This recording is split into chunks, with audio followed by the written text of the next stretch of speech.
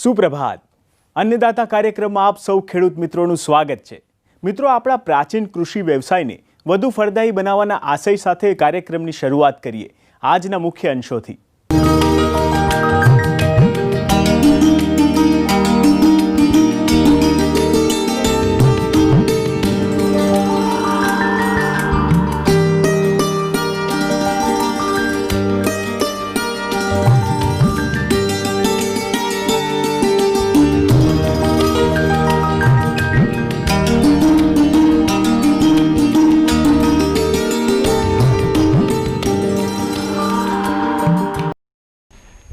મરચાંનું વાવેતર કરેલું છે.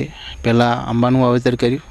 30 બાય 30 ફૂટેના અંતરથી આંબાનું વાવેતર કરેલું છે અને એની અંદર આ આંતરપાક તરીકે મરચાંની ખેતીનું વાવેતર કરેલું છે. તે મરચાંની વેરાયટીનું નામ છે ઈગલ, રાશિનું ઈગલ 151નું વાવેતર કરેલું છે. આનું વાવેતર ઓક્ટોબર મહિનાની અંદર ઓક્ટોબર મહિનાની 10 તારીખનું વાવેતર કરેલું. આજે આ 3 મહિનાનો પાક છે અને હાર્વેસ્ટિંગ ચાલુ થઈ ગયેલું છે. એટલે શરૂઆતમાં પહેલાં અમે એની અંદર છાણ નાખીને જમીન ખેડીને તૈયાર કરીને બેડ બનાવીને અને એનું પ્લાન્ટેશન કરેલું. ઓક્ટોબર મહિનાની 10 તારીખે એનું વાવેતર કરેલું અને આ એનું અંતર છે લાઇન ટુ લાઇન 4 ફૂટ અને પ્લાન્ટ ટુ પ્લાન્ટ 1.5 ફૂટે વાવેતર કરેલું છે. અને રોપ્યા પછી એનું 1.5 મહિને ફ્લાવરિંગ આવવાનું ચાલુ થઈ જાય છે અને 2 મહિનાની અંદર 60 દિવસની અંદર એના મરચાં લાગવાનું ચાલુ થઈ જાય અને હાર્વેસ્ટિંગ પણ ચાલુ થઈ જાય છે. આ તમે જોઈ શકો છો કે આ મરચાંનું હાર્વેસ્ટિંગ હાલ ચાલુ છે અને તોડવાનું ચાલુ છે. મરચાંની અંદર ખાસ કાળજી રાખવાની છે કે એની અંદર રોગનું પ્રમાણ, હવામાન બદલાતો રોગ ને જીવાતનું પ્રમાણ વધારે લાગે છે. એટલે એની અંદર પહેલાં શરૂઆતમાં છાણ DAP નાખીને ખાડા કરીને તૈયાર કરીને રોપણીને પછી એની અંદર ફંગીસાઇડ, કોઈ બી ફંગીસાઇડનું ટ્રેન્ચિંગ કરીને અને એનું વાવેતર કરવામાં આવે છે.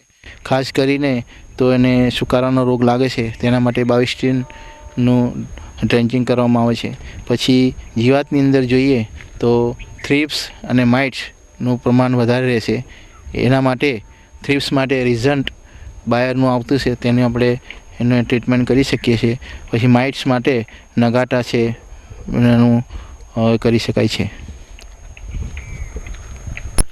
આ ઓક્ટોબરની અંદર એનું વાવેતર થઈ ગયું હતું અને 1.5 મહિનાની અંદર હાર્વેસ્ટિંગ ચાલુ થઈ જાય છે અને એને 1.5 મહિના અંદર હાર્વેસ્ટિંગ ચાલુ થઈ જાય અને આનો 4 થી 5 મહિના સુધી એનું હાર્વેસ્ટિંગ ચાલુ રહેશે. અને વ્યવસ્થિત ટ્રીટમેન્ટ અને હવામાનના હિસાબે તમે દવા અને ખાતર પાણી કરો તો એનું હાર્વેસ્ટિંગ વરસાદ પડે ત્યાં સુધી ચાલુ રહેશે.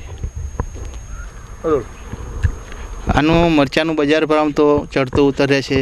જ્યારે વધારે માર્કેટની અંદર માલ વધારે આવી જાય તો એનું મરચાંનું ડાઉન થાય છે, પણ મિનિમમ 25 થી 30 રૂપિયાનું બજાર મિનિમમ રહેશે. અને બજારનો તો હવે કંઈ નક્કી રહેતું નથી. વધારે પ્રોડક્શન આવી જાય કે તો વધારે બહારથી માલ આવી જાય તો એનું માર્કેટ ડાઉન બી થઈ જાય છે અને મિનિમમ 30 રૂપિયાનું બજાર રહેશે. 600 રૂપિયા મણ જેવું બજાર મિનિમમ રહે. મરચાંની અંદર વધારે પડતું તો થ્રિપ્સ અને માઇટ્સનો ઉપદ્રવ વધારે હોય છે. આ તમે જોઈ શકો છો, આની અંદર થ્રિપ્સ લાગેલી છે એટલે એના પાન બહારની અંદરની સાઈડ ઓળવા લાગે એટલે આપણે એને ઓળખી શકીએ કે આ થ્રિપ્સ છે. તો થ્રિપ્સ માટે આપણે એનું રિઝન કરીને જે દવા આવે તેનું સ્પ્રે કરવાથી એનો કંટ્રોલ કરી શકાય છે. પછી બહારની બાજુના જો પાન વળે તો એ માઇટ્સ તરીકે આપણે ઓળખી શકીએ છીએ. પાન જે બહારને વળેલા આવે ને એને આપણે માઇટ્સ કહેવામાં આવે છે. એ માઇટ્સના નિયંત્રણ માટે તો ફોસ્માઇડ કરીને દવા આવે તેનું સ્પ્રે કરવાથી એનું નિયંત્રણ લાવી શકાય છે. મરચાંમાં તો પાણીની વ્યવસ્થા પ્રમાણે જોઈએ તો એને ડ્રીપ ઇરિગેશન બનાવેલું છે એટલે રોજ એને 2 કલાક પાણી જરૂરી છે. જો વધારે ઠંડી હોય તો એને 1 દિવસ છોડીને પાણી આપવું જોઈએ અને જો વધારે ગરમી કે હીટ પડવા લાગે તો એને રોજ પાણી 2 કલાક આપવું જરૂરી છે. ખાસ કરીને એનું વાવેતર તો સપ્ટેમ્બર ઓક્ટોબરનો પીરિયડ હોય છે એટલે એને આપણે ઓગસ્ટ મહિનાની અંદર એનું બિયારણ નાખીએ તો 1 મહિનાની 25 થી 30 દિવસની રોપા તૈયાર થઈ જાય છે અને સપ્ટેમ્બર મહિનાની અંદર આપણે એને રોપણી કરી દેવી જોઈએ. સપ્ટેમ્બર ઓક્ટોબરમાં એનું રોપાણ કરી શકાય છે. વધારે પ્રમાણમાં લેટ કરવાથી તો એનું પ્રોડક્શન ઓછું મળે છે એટલે ખાસ કરીને આપણે સપ્ટેમ્બર ઓક્ટોબર એનું વાવેતર કરી દેવું છે. મરચાંની તો ઘણી બધી વેરાયટી આવે છે, પણ આ ઈગલ એ સારામાં સારી વેરાયટી સ્વાદમાં તીખા વધારે રહે છે અને એનું હાર્વેસ્ટિંગ અને પ્રોડક્શન વધારે પડતું આવવાથી ઈગલનું અત્યારે હાલનું માર્કેટ બધાના મરચાં કરતાં ઈગલનું બજાર ભાવ સારા મળે છે અને આ એક્સપોર્ટ વધારે થવાથી ઈગલનું માર્કેટમાં ડિમાન્ડ વધારે છે.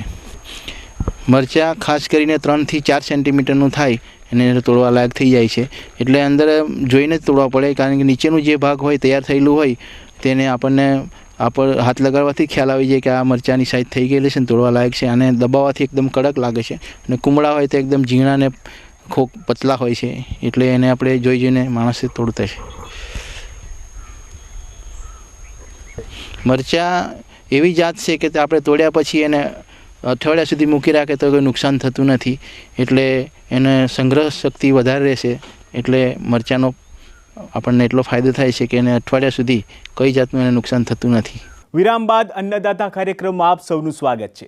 હવે આગળ વધીએ અને જોઈએ કાર્યક્રમનો આગળનો ભાગ. મારું નામ ભાઈલાલભાઈ કે રાઠોડ, તાલુકો ઉમરગામ, ગામ સોલસુંબા, તાલુકો ઉમરગામ, જિલ્લો વલસાડ. અમે આ આંબાનું તમે જોઈ શકો આંબાનું વાવેતર કરેલું છે. 30 બાય 30 ફૂટે આ આપૂસની કલમ છે, એનું અમે વાવેતર છે. હાલની તારીખે હવે આંબા પર મોર આવવાના ચાલુ થઈ ગયેલા છે. આ ખાસ કરીને ડિસેમ્બર જાન્યુઆરીની અંદર મોર આવવાના શરૂ થઈ જાય છે. તો એના વિશે કાળજી રાખવાની વાત કરીએ તો સૌપ્રથમ તો એમાં તડતડિયાનો જીવાત આવતી છે, એટલે તડતડિયાના માટે એના નિયંત્રણ માટે ઇમિડાક્લોપ્રિડ 17%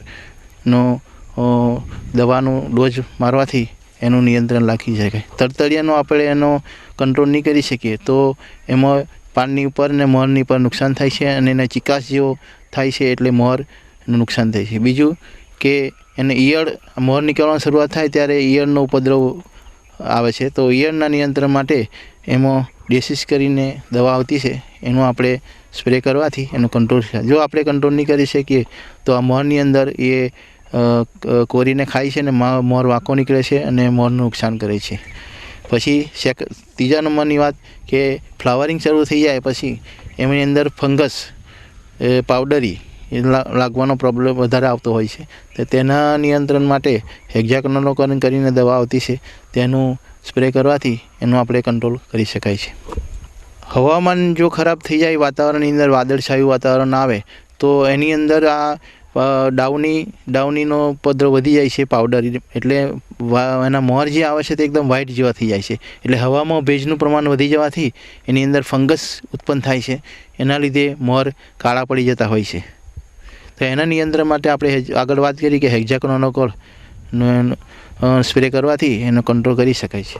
આંબાની અંદર ખાસ કરીને પાણીમાં તો જ્યારે ફ્લાવરિંગ ચાલુ થયા પછી જ એનું પાણી આપવું જોઈએ. પહેલાં જો આપવાથી તો એને પીલવણી આવી જાય છે અને મોર ઓછા હોય છે, એટલે ખાસ કરીને એને મોર આવ્યા પછી જ એનું પાણીનું આપવું જોઈએ. આંબામાં ખાતરની વાત કરીએ તો ખાતર તો ચોમાસામાં જ ભરવાનું આવે, કે ચોમાસાની અંદર છાણ છે, પછી તમે DAP, પોટાશ વગેરે વગેરે તમે થડની અંદર રિંગ કરીને અને 2 બાય 2 ફૂટની રિંગ કરીને છાણિયું ખાતર ભરી શકો છો, DAP ભરી શકો, પોટાશ ભરી શકાય. પછી એને અત્યારે એનું ખાતરનું ખાસ જરૂર રહેતી નથી, પણ જ્યારે પાક પૂરો આંબાનો થાય ત્યારે એક ઝાડ આખું કમજોર થઈ જાય છે, એટલે આપણે એને જ્યારે કેરીનું ઉતારો લઈ લીધા પછી એને ખાતર માટેની ટ્રીટમેન્ટ કરી દેવી જોઈએ. આમાંની અંદર ખાસ કરીને એક વાંદા પ્રકારની પરોપજીવી એક ઝાડ આવતું છે, એ પક્ષીઓ દ્વારાથી ફેલાતી હોય છે, તો વંદા કહેવામાં આવે છે. તે જો વંદા આપણે નિકાલ નહીં કરી શકીએ તો આખા ઝાડ પર તે પ્રસરીને અને આખા ઝાડને નુકસાન કરે છે, એટલે એ ગાંઠ થાય છે. ગાંઠની અંદરથી પીળો નીકળે અને ફાલતુ પ્રકારનું એક વનસ્પતિ નીકળે છે, એને આપણે સમયસર એને જોઈને કાઢી નાખવું જોઈએ. નહીં કાઢશું તો એને આખા ઝાડને સૂસીને ખાઈ જાય. તે પરોપજીવી છે, એને થોડું મૂળ કંઈ આવતા નથી. તો આંબાનો જ્યારે પાક પૂરો થાય ત્યારે ચોમાસાની અંદર એને જોઈને માણસોથી તેને કળાઈ નાખવા જોઈએ. આ તમે જોઈ શકો ખેડૂત મિત્રો કે આ જે એક પરોપજીવી વનસ્પતિ છે, આંબાની અંદર ખાસ તે પક્ષીઓ દ્વારા ફેલાવવામાં આવે છે.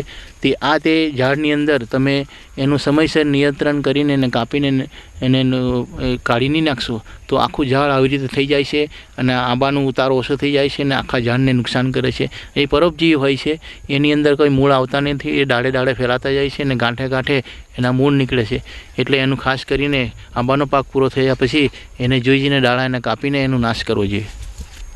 આંબાની અંદર સપ્ટેમ્બર ઓક્ટોબરની અંદર જે પીલવણી આવે છે તે પીલવણી એ લગભગ 4 થી 5 મહિનાનો પાકટનો સમય થાય પછી તેમાં મોર આવવાની શરૂઆત થાય છે. અને જે પીલવણી નહીં આવેલી હોય તે મોર વહેલા ફૂટવાની ચાન્સીસ રહે છે. ડિસેમ્બરની અંદર તે પીલવણી નહીં આવેલી તે મોર ફૂટી જાય છે અને સપ્ટેમ્બર ઓક્ટોબરમાં જે પીલવણી આવેલી હોય તેનો મોર જાન્યુઆરી ફેબ્રુઆરીમાં મોર નીકળે છે. આંબાની અંદર અત્યારે જે આ મોર નીકળવા ચાલુ થયા છે એટલે આ એને કમસે કમ 60 દિવસની અંદર તે વટાણા દેવા અત્યારે આ ડિસેમ્બર ચાલે છે તો ફેબ્રુઆરી માર્ચ મહિનાની અંદર આની અંદર વટાણા જેવા ક્યારે દેખાવા તમને લાગશે. વિરામ બાદ ફરી આપનું સ્વાગત છે અને હવે જોઈશું કાર્યક્રમમાં શું છે આપના માટે ખાસ. નમસ્કાર. નરેશ ભાસ્કર સાવે, તાલુકો ઉંબરગામ, જિલ્લો વલસાડ, ગામ દેહરી. અત્યારે બધી વાતો થઈ એમાં ઓર્ગેનિક ફાર્મિંગ, નેચરલ ફાર્મિંગ, સજીવ ખેતી, કુદરતી ખેતી. તો સજીવ ખેતી અને કુદરતી ખેતીમાં શું ફરક છે હું ટૂંકમાં તમને સમજાવું. કુદરતી ખેતી સ્ટાર્ટિંગમાં થતી નથી, 5 વર્ષ પછી કુદરતી ખેતી થાય છે એટલે જેને આપણે નેચરલ ફાર્મિંગ કહેવાય. બીજી વાત, નેચરલ ફાર્મિંગ તમને ફળઝાડમાં જ થઈ શકે છે. જે રોકડિયા પાક છે, શાકભાજી છે, અનાજ છે, પછી કઠોળ છે, એમાં કોઈ દિવસ તમારે કુદરતી ખેતી થતી નથી. નેચરલ ફાર્મિંગ થાય છે. નેચરલ ફાર્મિંગ નથી થતી, સજીવ ખેતી થાય છે, એને આપણે ઓર્ગેનિક ફાર્મિંગ કહીએ છીએ. હવે એમાં ફરક શું, તમે જ્યારે જમીનને ડિસ્ટર્બ કરો, પાણી આપવાને બહાને પછી વાવવાના માટે કિયારા બનાવો, ખેડો, તો જમીનને ડિસ્ટર્બ કર્યો કે તમારે ઓર્ગેનિક ફાર્મિંગ નહીં, નેચરલ ફાર્મિંગ નહીં, ઓર્ગેનિક ફાર્મિંગ થઈ જશે એટલે સજીવ ખેતી. તો એ પણ તમે જ્યારે નેચરલ ફાર્મિંગ કરવાનો હો તો ઝાડમાં જ કરી શકો, ફળઝાડમાં જ કરી શકો. એને લગભગ 5 વર્ષ પછી આપણું ઝાડ મોટું થઈ જાય એટલે નારિયેળ લેવો કે તમે આંબા લેવો કે ચીકુ લો, એ પોતાના એના પર એ થઈ જાય પછી એને તમે આપણે નેચર પર છોડીને એ કરી દો. બાકીના તમારે સજીવ ખેતી જ કરવી પડે. તમે સજીવ ખેતીમાં કઠોળ લેવો કે પછી તમારે શાકભાજી લેવો કે અનાજ વર્ગ લો એ કરવું પડે. તો આ બંને ખેતી કરવાને માટે 5 મુદ્દા આવે ને એ 5 મુદ્દા તમને નેચર કેવી રીતના સપોર્ટ કરે, નેચર પાસેથી કેવી રીતના આપણે સપોર્ટ લેવાનો કે કેવી મદદ લેવાની હું તમને એ કહું. 5 મુદ્દા કયા? તો પહેલાં એમ કે ખેડ, ખાતર, પાણી, નિંદામણ ને પાક સંરક્ષણ. પહેલાં એટલે ખેડ શાના માટે કરવાની એ કરવાની એ ભાગ અલગ છે. અહીંયા કોણ ખેડ કરે છે? જ્યારે તમે ઓછા નામે 3 વર્ષ કંઈ પણ જમીનને ડિસ્ટર્બ નહીં કરો, એટલે સ્પ્રે નહીં કરો કે રાસાયણિક ખાતર નહીં નાખો, તો ઓટોમેટિક એની અંદર તમારે 4 થી 5 લાખ અળસિયા પેદા થઈ જાય છે. બહારથી લાવવાની કંઈ જરૂર નથી, એ બધું જૂઠ છે. ઝૂકતી એ દુનિયા જોકાને વાલા ચાહીએ. આપણે જોઈએ સપ્ટેમ્બર મહિનામાં બાથરૂમમાં પણ એકાદ પેપર પડેલો હોય તો ત્યાં પણ આપણે અળસિયા જોવા મળે છે. બહારથી લાવવાની કંઈ જરૂર નથી. એ અળસિયા 24 કલાકની અંદર 2 કારણના માટે જમીનના ઉપર આવવું પડે. સંપૂર્ણ ઉપર આવવા છે 2 કારણ થઈને. 2 કારણ કયા? તો એક એને મલ્ટા કરવા માટે એટલે સંડાસ, ને બીજું એનું શરીર હવેમાંથી પાસ થવું જોઈએ તો એને હવા મળે. કારણ કે એને ફેફસા કે એવું કંઈ નથી, શ્વાસોચ્છ્વાસ એ કરતો નથી, ખાલી શરીર હવામાંથી પાસ થઈ ગયો તો એમાં પૂરતી હવા મળી જાય. એ 2 કારણમાં તે સંપૂર્ણ ઉપર આવવું પડે ને સંપૂર્ણ ઉપર આવે તો જ 2 કારણ થાય. ને સંપૂર્ણ ઉપર આવે તો એની અંદર તમારે એના પક્ષી જેવા શત્રુઓ બહુ છે એટલે એને ખાઈ જાય એટલે તરત જ ટર્ન લઈને બીજો હોલ કરે. તો ઓછા નામે 24 કલાકની અંદર 10 થી 12 વાર એને ઉપર આવવું પડે. ને ખાલી 90 દિવસનું જ ચોમાસું પકડ્યું અને 90 દિવસ જ કામ કર્યું તો 72 કરોડ ને 20 લાખ છિદ્ર થઈ ગયા. 10 થી 12 વખત 24 કલાકમાં ઉપર આવે, 90 દિવસનું હોય તો 72 કરોડ ને 20 લાખ છિદ્ર એને થઈ જાય છે. ને એ છિદ્ર કરતી વખતે ડ્રિલિંગ કરતો નથી, પંચિંગ કરે છે. એટલે કુદરતે કેટલી વ્યવસ્થા કરી છે કે એ જો ડ્રિલિંગ કરે તો એની અંદર જે તંતુમૂળ છે, ફાઇબ્રોઇડ્સ, રૂટ્સ અને જીવાણુ જે બેક્ટેરિયા એને હાનિ પહોંચે. કેટલી કુદરતે વ્યવસ્થા કરી છે ને આપણે એમાં મોટા મોટા બુલડોઝર નાખીને મોટો એ નાખીને ખેડીએ ને એને જીવની હાનિ કરી નાખીએ ને પછી આપણે કહીએ કે આ ઘટક નથી, પેલો ઘટક નથી, પેલો ઘટક નથી, એમ બધી વાતો કરીએ છીએ અને બધું ખર્ચ વધારીએ છીએ. આ તમારે ખેડનું એ તમે અમારી ફાર્મની અંદર છેલ્લા 60 વર્ષથી જરા પણ કોદાળી પણ અડાડી નથી. અમારે જ્યારે પાણી આપવાની અમે સુવિધા કરીએ છીએ તે પણ અમે બુશ સિસ્ટમથી ત્યાં પણ પાવડો પણ વાપરતા નથી. તેમ બને ઓછું વાપરવાનો પ્રયત્ન કરીએ અમારી જે કુદરતી ખેતી છે તેમાં. પછી બીજો મુદ્દો આપણનો રહ્યો ખાતર. તો અમે કહીએ છીએ કોઈ પણ ખાતર તમે છાણિયું ખાતર લેવો, કમ્પોસ્ટ ખાતર લેવો કે અત્યારે બધા એવા અલગ અલગ એ કોઈ પણ ખાતર કોઈ પણ ઝાડનો ખોરાક નથી. એ જો તમે ખોરાક માનતા હોય તો અમારા હિસાબે તમારી ભૂલ છે. એ જમીનનો ખોરાક છે. જમીન એને સ્વીકારશે તો એને મળવાનું છે. જમીન જ નહીં સ્વીકારે તો એને કેવી રીતના મળવાનું? તો એના પર તમને એક દાખલો આપું. તમે છાણિયું ખાતર નાખ્યું, એમાં અલગ અલગ ટેમ્પરેચર અલગ અલગ બેક્ટેરિયા થતા ગયા, લાસ્ટમાં તમારા અળસિયા થયા. અળસિયાને એને ખાધું ને એને જે અઘાર નહીં કર્યો એટલે એનો જે ઈષ્ટવા નીકળી એ દ્રાવણ રૂપમાં છે. એ દ્રાવણ રૂપમાં એના તંતુમૂળ લેવાના ઝાડના, એ તંતુમૂળ લઈને એ ક્યાં મોકલવાના? તો પાન પર મોકલવા. ત્યાં કર્બગ્રહણ ક્રિયા આપણે એને કહેવામાં આવે, જેને એમ કે ઇંગ્લિશમાં ફોટોસેન્સિટિવ કહેવાય. એ ત્યાં જશે એટલે એનું રૂપાંતર થવાનું છે. એટલે એ આખી સિસ્ટમ થવાના માટે જમીન આપણો એ જીવતો હોવો જોઈએ. એટલે આપણે એને ધરતી માતા કહીએ છીએ. અત્યારે કહીએ છીએ કે મને ખબર નહીં કે આપણે બાદતા કહેતા ધરતી માતાને એની પૂજા કરતા હતા. જ્યારે આપણે કંઈ પણ ખેડવાનું હોય કે પાક લેવાનો હોય કે કંઈ તો એને એમ કે એની પૂજા કરતા હતા. કેમ? તો ભાવ નિર્માણ થવા માટે. માતા મને માફ કર. એ ભાવ થાય તો જ આપણે મોટા મોટા બુલડોઝર કે મોટા ટ્રેક્ટર નહીં નાખીએ ને, નહીં તો નાખીએ આપણે. તો એવી રીતના એ ખાતર. પાણી એ જેટલું જીવન જરૂરી છે તે વધુ પડતું પાણી એને ઘાતક છે. તળાવમાં કંઈ પણ ઝાડ ઉગતા નથી. જ્યાં પાણી ભરાઈ જશે વટલો કે ત્યાં કંઈ પણ ઉગતું નથી. તેના માટે ખાલી આપણે ડાંગર જ ઉગાડે છે, કારણ ડાંગરના મૂળને પાણીમાંનો ઓક્સિજન જોઈએ છે, બધાને આપણે ખબર જ છે. પણ જંગલ ક્યાં વિકસે છે? તો ડુંગર પર. ડુંગર પર 1 કે 2 ટકો જ મતોડી છે, બાકી પથ્થર છે. ને જ્યાં પ્લેન જમીન છે ત્યાં મતોડી છે, ત્યાં જંગલ વિકાસતું નથી. એટલે કોઈ પણ ઝાડને પાણી જોઈતું નથી, મોઇશ્ચર જોઈએ છે, ભેજ જોઈએ છે. તો ભેજ કેવી રીતના ટકી રહી એ આપણે એને જોવું જોઈએ. આપણે શું કરીએ? કોઈ પણ વાવતો હોય ક્યારા કરીએ અને ક્યારામાં જ આપણો આમ કે છોડ હોય ને ક્યારામાં જ આપણે પાણી આપીએ. તો એ આપણે ખાસ ધ્યાન રાખવાનું છે.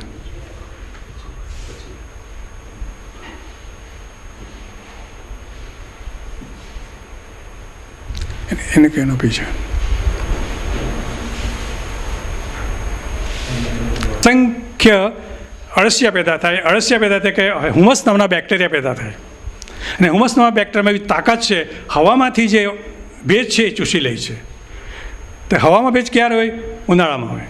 શિયાળામાં હવા ડ્રાય હોય. એટલે એ જ ક્રોટને એમને સમજાયું છે. આપણે ઊંધું કરીએ છીએ.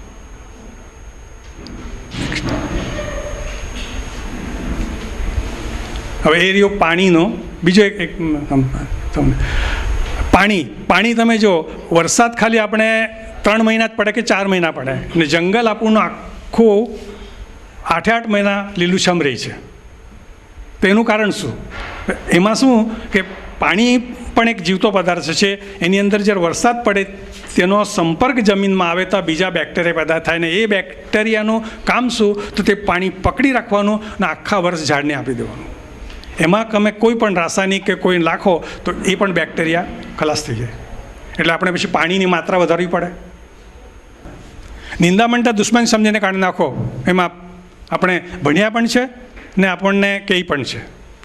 પણ એ નિંદામણ જે ભગવાને ઉગાડ્યું છે તે ભગવાન કે આપણનો દુશ્મન છે, આપણને હેરાન કરવા માટે ઉગાડે છે. બીજું કહે છે કે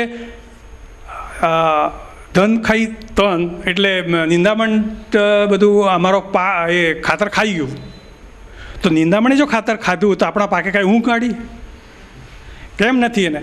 તો આપણી કઈ ભૂલ થાય છે, આપણે વધારે ઊંડું એને ખેડ કરીએ, કારણ કે નિંદામણનું તમે બી લેશો તો બહુ નાનું છે ને આપણા પાકનું જે બી મોટું છે એમાં સ્ટોરેજ ફૂડ વધારે છે તો એ ઉપર જેવું છે, પણ એ આપણી ભૂલ થાય છે. હવે નિંદામણ 2 કારણના માટે ઉગે છે. નિંદામણ કેમ ને ક્યાં ઉગે? નિંદામણ ક્યાં ઉગે? જ્યાં સૂર્યપ્રકાશ પડે ત્યાં ઉગે. કેમ ઉગે? જમીન પર સૂર્યપ્રકાશ નહીં પડવો જોઈએ. જમીન પર સૂર્યપ્રકાશ પડે તો એની અંદર જે બેક્ટેરિયા છે, તંતુમૂળ છે, અળસિયા જેવા જે બેક્ટેરિયા છે, એને સૂર્યપ્રકાશ ભાવતો નથી. એટલે કુદરત એના પર છાયું કરે તો જે જમીનના ઉપલા થર પર આવશે તો એને એક્સિડન્ટ નાઇટ્રોજન મળશે. તો આપણે વાવેતર એવું કરવું જોઈએ કે એના પર છાયું પડવું જોઈએ, એને આપણે સહયોગ કરો છો. આપણે સંઘર્ષ નહીં કરવાનો. જ્યાં તમે સંઘર્ષ આવી ગયો એ ખલાસ થઈ ગઈ. જે કુદરતી ફાર્મિંગ છે કે સજીવ ખેતી છે એમાં સહયોગ છે, સંઘર્ષ નથી. કોઈ પણ અમે સંઘર્ષ નહીં કરવાનો. અત્યારે સાહેબે વાત કરી પેલો એ નાખ્યું ઉંદર આવતા હતા એટલે એ તે સંઘર્ષ થઈ ગયો, એટલે એની એ થઈ ગયું. તો આ પાકના માટે તમે કહેશો કે હોર્ટિકલ્ચરમાં ઠીક છે નિંદામણ થાય તો તમે, તો બીજા આપણે એમ કે રોકડિયા પાક છે એટલે શાકભાજીમાં જઈએ તો એની અંદર આપણે રીંગણા કે તમે મરચાં કરો તો એ સાધારણ 7 થી 8 મહિનાનો પાક છે સમજો. તો એની અંદર એને વધવાને માટે 3 મહિના લાગે. 3 મહિના પછી તમારે આ રીંગણા કે તમારા મરચાં ચાલુ થાય. 3 મહિના શું કરવાનું? તો એની અંદર ઇન્ટરનલ ક્રોપ તરીકે તમે પાનકોબી લો, ફૂલકોબી લો, પાલક લો, ગાજર લો. આ બધા જે 3 મહિનાના જે પાકો છે એ અંદર ઇન્ટરનલ ક્રોપ તરીકે લો. 3 મહિનામાં 1 મહિનામાં પેલો મોટું થઈ જાય ને પછી એને નીકળી જાય એટલે એના જે અવશેષ રહેશે, પાનકોબી લો તો આવશે ત્યાં તમે નાખી દેશો તો તે મલ્ચિંગ થઈ જશે અને પેલું ઝાડ મોટું થઈ જશે. એને કવર થઈ ગયું કે પછી તમે નિંદામણ નથી ઉગતું. બીજું તમે કહેશો કે પાલકને કોણ બધું ઝંઝટ કરે, તો આપણે મગ નાખી દેવાનો. એ મગ તમે ફેંકીને નાખો તો 1 એકરની અંદર 60,000 દાણા લાગે, એમાંથી 40,000 જ ઉગ્યા તો 1 મગનો દાણો 5 ગ્રામ જમીનમાં નાઇટ્રોજન ફિક્સ કરે છે. તો 250 કિલો નાઇટ્રોજન ફિક્સ થઈ ગયું છે.